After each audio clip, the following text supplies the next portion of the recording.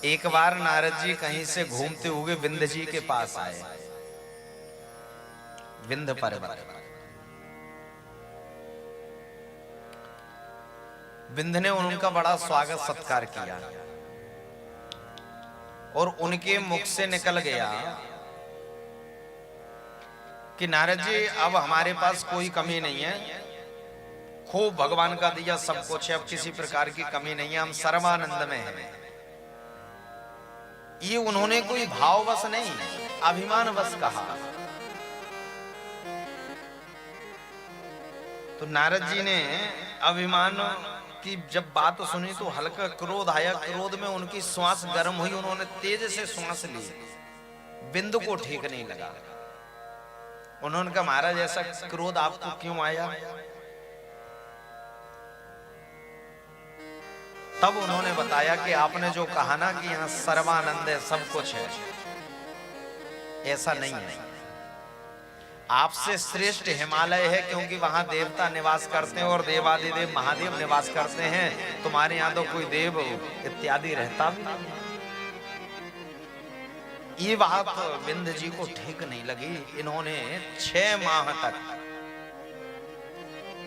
पार्थिव शिवलिंग बना करके पूजन किया, महादेव की अर्चना की 6 माह तक, और 6 माह तक एक आसन से उठे नहीं। 6 महीने तक एक आसन पे बैठ करके इन्होंने तपस्या की। तब भोलेनाथ इनकी तपस्या से प्रसन्न हुए और प्रकट हो गए। इनसे कहा कि वरदान मांग लो। उन्होंने यही कहा कि बस भोलेनाथ आप यहीं रुक जाइए। तो वही पार्थिव शिवलिंग 2 स्वरूप में परिवर्तित हो,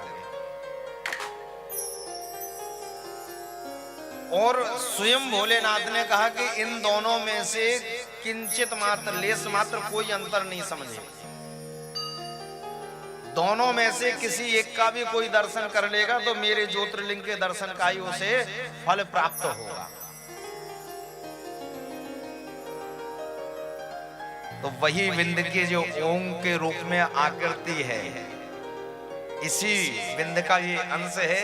इसी पर भोलेनाथ परमेश्वर के रूप में, जिनको हम लोग फिर ओंकारेश्वर के रूप में जानते, परमेश्वर के रूप में, और यहाँ आकर के दूसरा लिंग अमलेश्वर के रूप में, जिसको ममलेश्वर कहते हैं। ये दोनों एक हैं, बिल्कुल भी अंतर नहीं है। यही विंध्य जी की प्रार्थना पर, उनकी तपस्या करने पर यही स्थित हो गए नर्मदा के तट पर। बोली ओंकारेश्वर महादेव की, श्री अमलेश्वर महादेव की, श्री नर्मदा मैया की, हर हर महादेव।